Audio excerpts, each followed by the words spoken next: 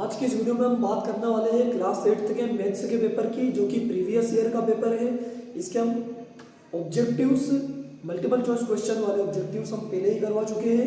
आज हम चर्चा करने वाले हैं इसके शॉर्ट आंसर टाइप क्वेश्चन की।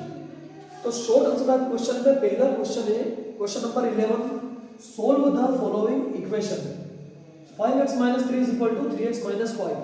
हमें इस इक्वेशन को सोल्व करना है x की वैल्यू फाइंड करने के लिए। तो देखिए x की वैल्यू फाइंड करना है 5x - 3, ये LHS है, इज इक्वल टू 3x - 5। हमें फाइंड करना है x की वैल्यू।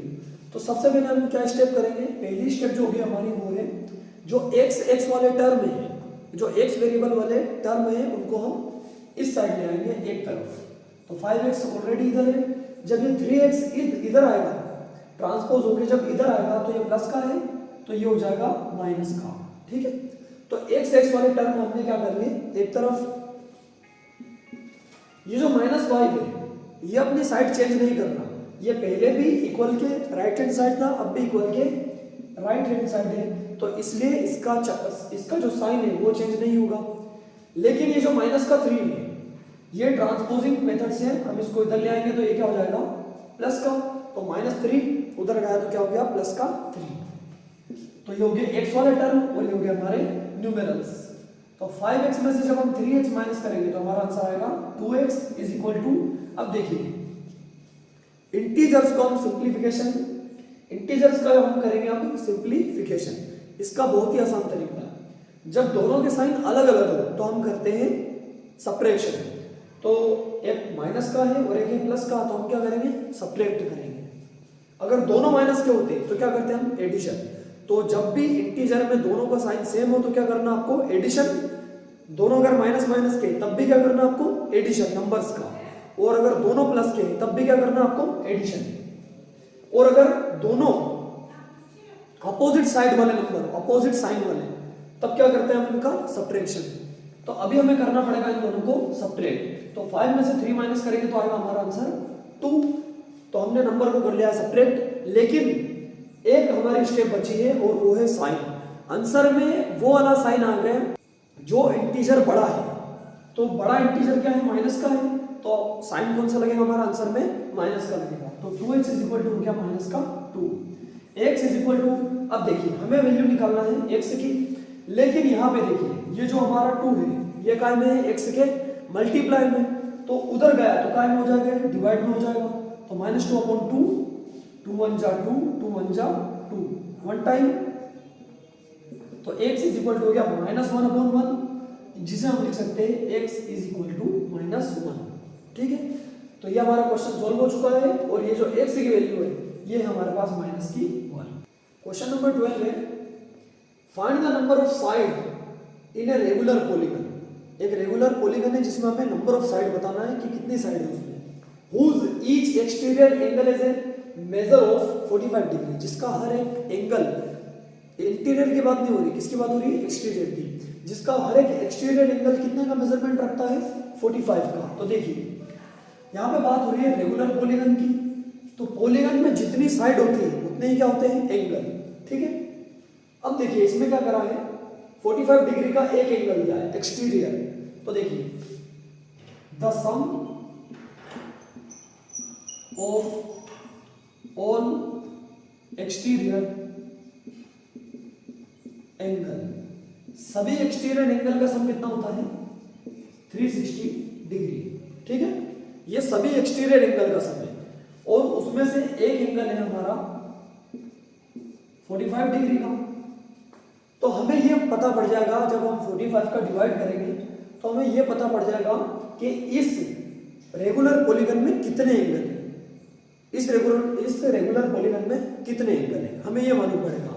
लेकिन हमसे क्या पूछा उसमें नंबर ऑफ साइड पूछी, तो जितने हमारे एंगल होंगे उतने ही क्या होंगे नंबर ऑफ साइड, क्योंकि जितने पॉलीगन में एंगल होते हैं उतने ही क्या होते हैं साइड होते हैं। तो हमें फाइंड करना पड़ेगा पहले कि कितने एंगल हैं, तो हमने डिवाइड कर दिया 360 से 45। ठीक है, 5 से कैंसिल करते हैं, 5 9 जा 45, 5 7 जा 35, और 5 2 जा 10, 9 1 जा 9, 9 8 जा 72, और डिग्री से डिग्री कैंसिल, तो हमारा आंसर आ गया 8। अभी 8 क्या है, 8 है नंबर ऑफ एंगल, जितने एंगल इस पॉलीगन में है वो। अब जैसा कि हमें मालूम है जितने एंगल है उतनी ही क्या होगी, साइड होगी। तो हम क्या लिखेंगे, नंबर ऑफ एंगल्स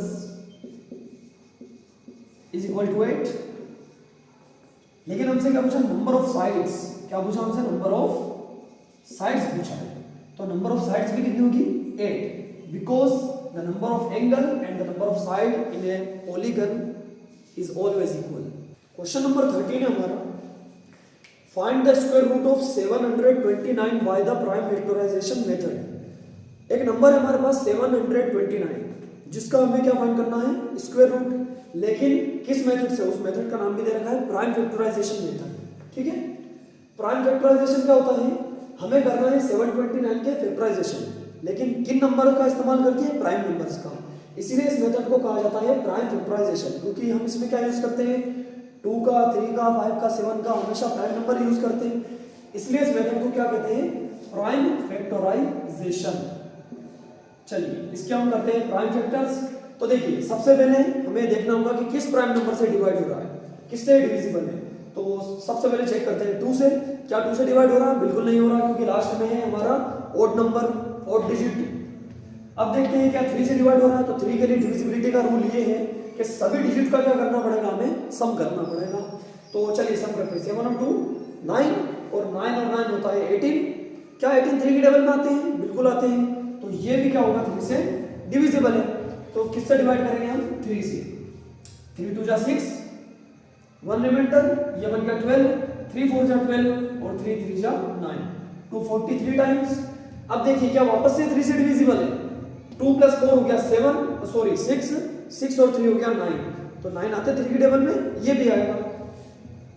चलिए क्या 3 के टेबल में 2 आते हैं, नहीं आते, उससे कम भी नहीं आते, इसलिए हम क्या करेंगे, अगला नंबर लेंगे। अगला नंबर है 4, तो दोनों मिलके हो गए 24, 3 8 जा होता है 24। अब क्या बचा 1, सॉरी 3, तो ये हो जाएगा 1 टाइम डिवाइड, तो क्या हो जाएगा 3 1 जा 3। क्या वापस से 3 से डिविजिबल है, सम कीजिए वापस से, 8 और 1 कितना हो गया 9। तो वापस से क्या होगा, 3 से डिविजिबल, तो 3 से डिवाइड हो जाएगा इजीली, 3 2 जा 6। अब 8 में से 6 माइनस करेंगे, 2 रिमाइंडर, अब 2 को क्या क्या करेंगे 21, 3 7 जा 21।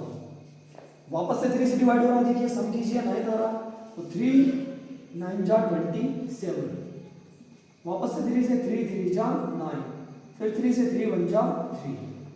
तो जैसे ही 1 आया हमारा प्राइम फैक्टराइजेशन हो गया कंप्लीट। लेकिन हमारा क्वेश्चन यहाँ पे एंड नहीं होता। क्वेश्चन में हमसे क्या पूछा है, स्क्वायर रूट निकालना है। क्या निकालना है इसका, स्क्वायर रूट। तो जो 729 है उसे हम लिख सकते हैं 3 × 3 × 3 × 3 × 3 × 3, 6 टाइम 3 है ना। तो ये किसकी वैल्यू है, ये है 729 की। लेकिन हमें वैल्यू निकालना है √729 की। तो इसके लिए क्या करना पड़ेगा, हमें पेयर्स बनाना पड़ेंगे 2 2 के। तो 2 2 के कितने पेयर्स बन रहे हैं यहाँ पे, 3 पेयर्स। तो ये 1 पेयर का मैंने एक 3 लिख दिया, सेकंड पेयर × 3, थर्ड पेयर × 3। तो √729 की वैल्यू आ जाएगी 3 3 जा 9 3 जा 27। तो ये किसका स्क्वायर है, 27 का स्क्वायर है। और 27 क्या है इसका स्क्वायर रूट। हमारा नेक्स्ट क्वेश्चन है फाइंड द स्मॉलेस्ट नंबर। हमें सबसे छोटा नंबर फाइंड करना है बाय विच 256 मस्ट बी मल्टीप्लिकेटेड, जिससे कि 256 को मल्टीप्लाई किया जाए तो ऑब्टेन अ परफेक्ट क्यूब, ताकि हमें क्या मिल जाए, परफेक्ट क्यूब मिले। इसका मतलब क्या है कि ये जो नंबर है 256 ये परफेक्ट क्यूब नहीं है, इसे किसी नंबर से मल्टीप्लाई करना पड़ेगा, तब क्या बनेगा ये परफेक्ट क्यूब। तो देखिए हमें फाइंड करना है वो सबसे स्मॉलेस्ट नंबर। तो उसके लिए क्या करना पड़ेगा, इसका प्राइम फैक्टराइजेशन 256। इसके करेंगे हम प्राइम फैक्टर्स। तो 2 से डिविजिबल है क्योंकि लास्ट डिजिट इज इवन। 2 1 जा 2, 2 2 जा 4, रिमाइंडर आया 1, 2 8 जा 16। चलिए वापस से 2 से डिविजिबल है, 2 6 जा 12, और 2 4 जा 8, 2 3 जा 6, 2 2 जा 4, 2 1 जा 2, 2 6 जा 12, 2 8 जा 16, 2 4 जा 8, 2 2 जा 4, और आया 2 1 जा 2। तो ये जो पूरा हमारा नंबर था किससे डिवाइड हो गया, ये 2 से डिवाइड हो गया। लेकिन हमें इसको बनाना है एक परफेक्ट क्यूब। तो देखिए ये जो 256 है इसे हम लिख सकते हैं 1 2 3 4 5 6 7 8। इसे हम लिख सकते हैं 2 into 2 into 2 into 2 into 2 into 2 1 2 3 4 5 6 7 और 8। अब हमें इसे बनाना है एक परफेक्ट क्यूब, ठीक है। तो परफेक्ट क्यूब बनाने के लिए क्या होना चाहिए, हमारे पास होना चाहिए 3 3 के पेयर्स। तो क्या हमारे पास 3 3 के पेयर्स हैं, ये पेयर बन रहा है 1 2 3, ये वाला भी बन रहा है, लेकिन ये जो लास्ट वाला पेयर है इसमें एक 2 की कमी है। अगर यहाँ पे एक और 2 होता तो ये क्या बन जाता, एक परफेक्ट क्यूब बन जाता। लेकिन क्या हमारे पास एक और 2 है क्या, अभी नहीं है, तो हमें इसको किससे मल्टीप्लाई करना पड़ेगा, 2 से मल्टीप्लाई। तो हम क्या लिखेंगे, हमें लिखना पड़ेगा 2 is not in pair, so the smallest number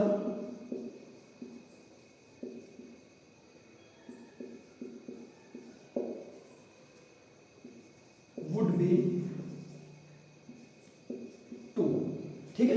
2 is not in pair, 2 is not in pair of 3, so this is not a perfect cube, so we must multiply by 2 to obtain a perfect cube। तो सबसे छोटा number क्या हुआ, 2 हुआ, जिससे हमें इससे क्या करना पड़ेगा, इसको मल्टीप्लाई। अब देखिए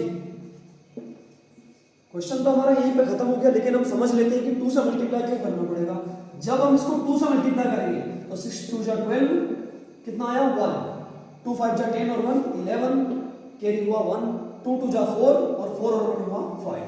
तो ये जब हम इसे 2 से मल्टीप्लाई करेंगे तो ये क्या बन जाएगा, एक परफेक्ट क्यूब, जो कि ये किसका क्यूब है, ये है 8 का क्यूब।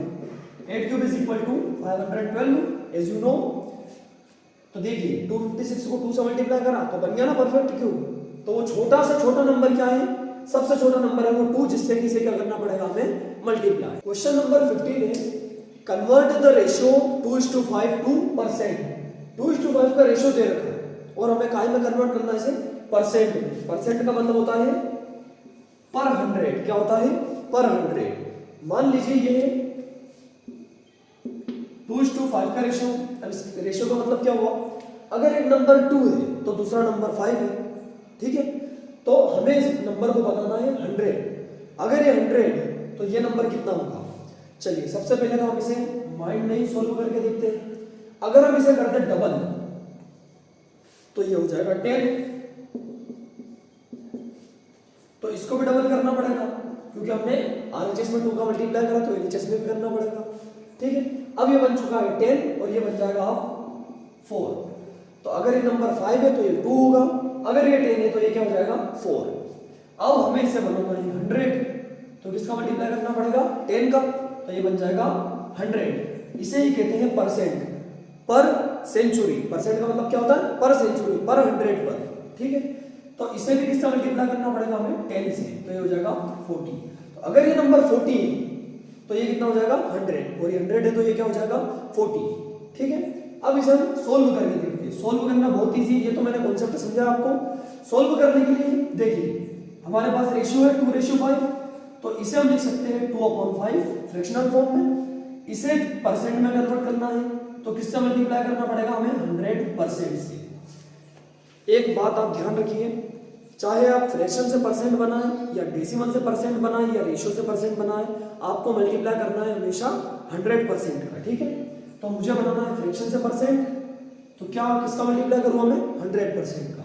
2/5 इंटू में 100%, 5 बन जा 5, 5 2 जा 10 और 0 का 0, तो कितना है 2 इंटू 20%, तो हमारा आंसर आ चुका है 40%।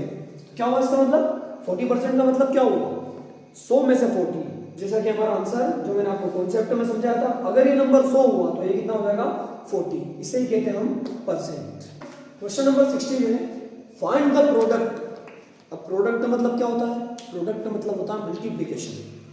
Find the product of 5 - 2x and 3 + x, ठीक है। इन दोनों का प्रोडक्ट फाइंड करना है, मतलब हमें क्या करना है, इन दोनों का करना हमें मल्टीप्लाई, ठीक है।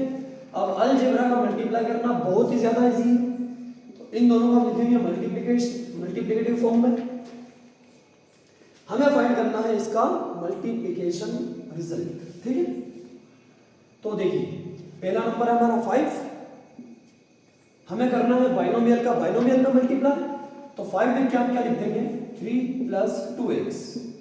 मल्टीप्लाई करना बहुत ईजी है, पहले नंबर का इन दोनों में मल्टीप्लाई होगा, फिर दूसरे नंबर का इन दोनों में। तो ये पहला नंबर लिखा और ब्रैकेट लिख के हमने दूसरा बाइनोमियल लिख दिया, तो पहले का मल्टीप्लाई दोनों में हो रहा है, ठीक है।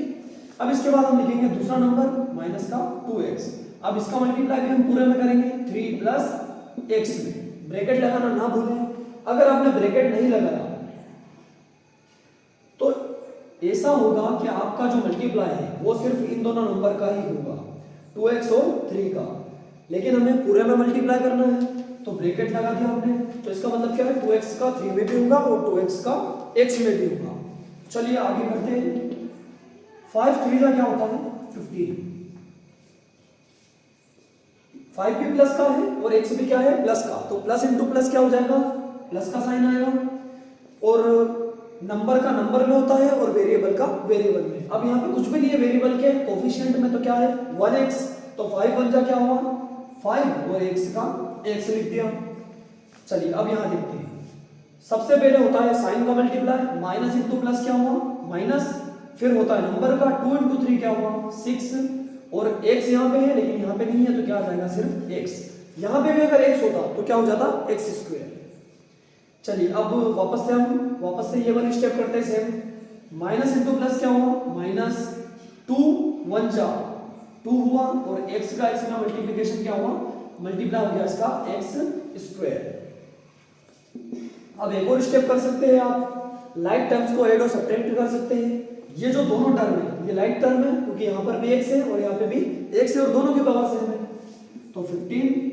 अब देखिए प्लस और माइनस का है, दोनों के साइन अलग अलग है इसलिए हम क्या करेंगे सब्ट्रैक्शन करेंगे।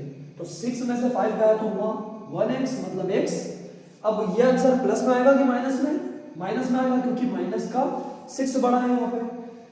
अब ये आ गया माइनस का 2x²। अगला क्वेश्चन हमारा find the value of m। किसकी वैल्यू फाइंड करना है हमें m की वैल्यू फाइंड करना है, सो दैट ताकि ये जो इक्वेशन है ये क्या हो जाए इक्वल हो जाए, ठीक है।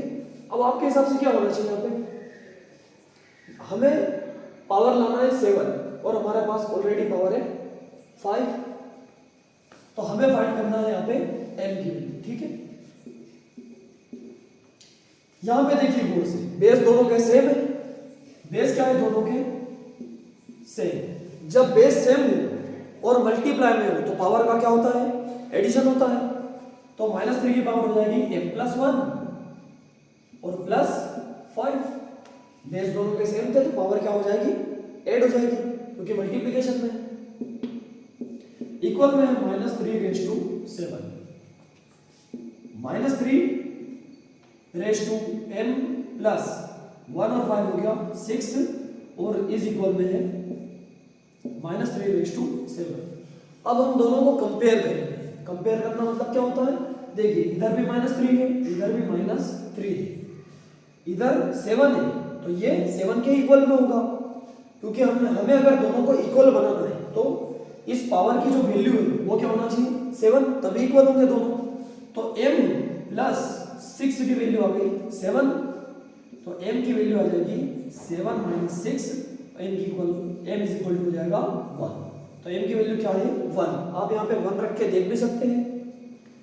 1 + 1 कितना हो गया 2 हो गया, और 2 और 5 कितना हो जाएगा 7, क्योंकि पावर ऐड हो जाएगी बाद में मल्टीप्लिकेशन में है तो 5 और 2 कितना हो गया 7। तो दोनों जो हमारे LHS और RHS थे वो क्या हो जाएंगे इक्वल, जब m की वैल्यू क्या होगी 1। हमारा नेक्स्ट क्वेश्चन है, a car takes 2 hour to reach a destination. एक कार 2 घंटे का समय लेती है टू रीच ए डेस्टिनेशन, एक उसकी मंजिल तक पहुंचने के लिए, by travelling at the speed of 60 km/h। जब वो कितने की स्पीड से सफर कर रही है 60 की स्पीड से, ठीक है।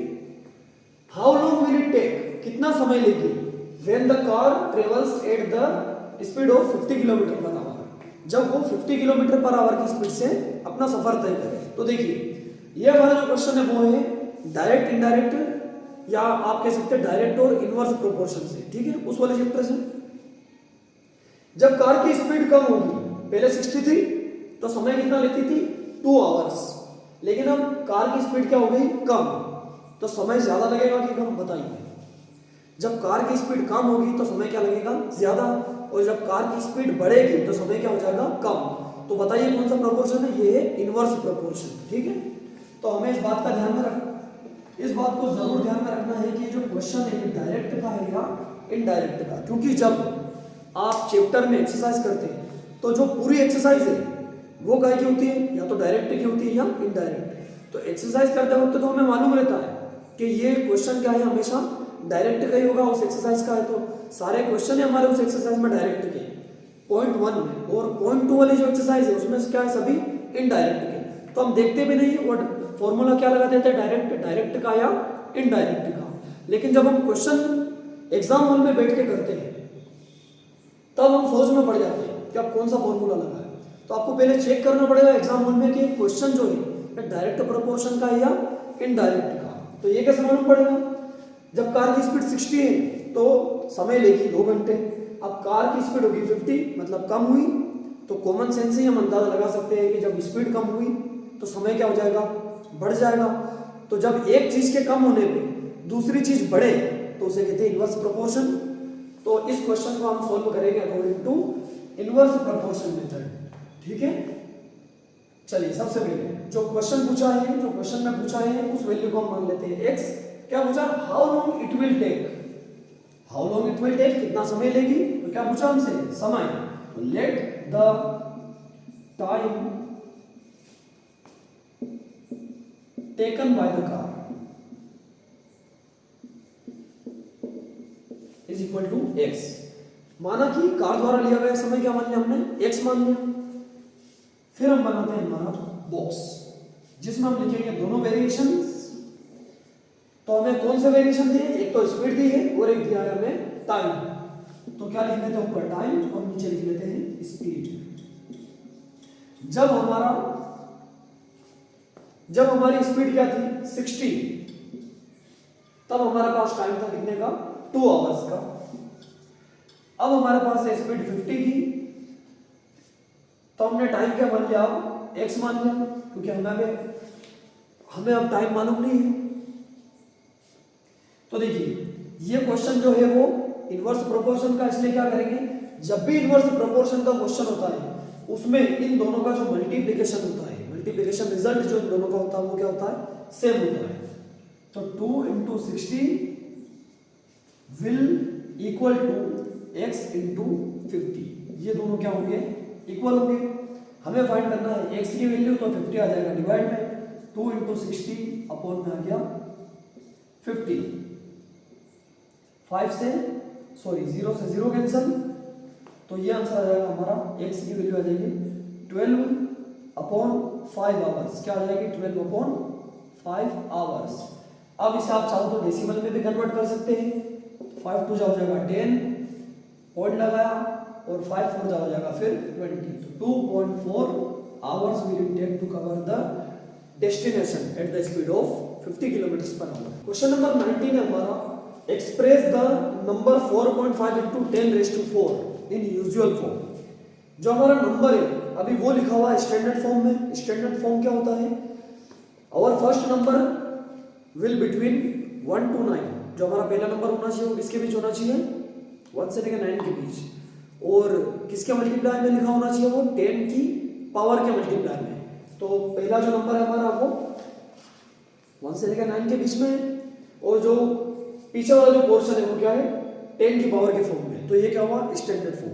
लेकिन हमें काय में कन्वर्ट करना है इसे यूजुअल फॉर्म। यूजुअल फॉर्म क्या होता है, जो हमारे सिंपल नंबर होते हैं 36,000 35,000 45,000, ये क्या होते हैं यूजुअल फॉर्म। तो हमें इसे पावर वाले फॉर्म से हटा के काय में बदलना है जनरल फॉर्म में। 4.5 into 10⁴,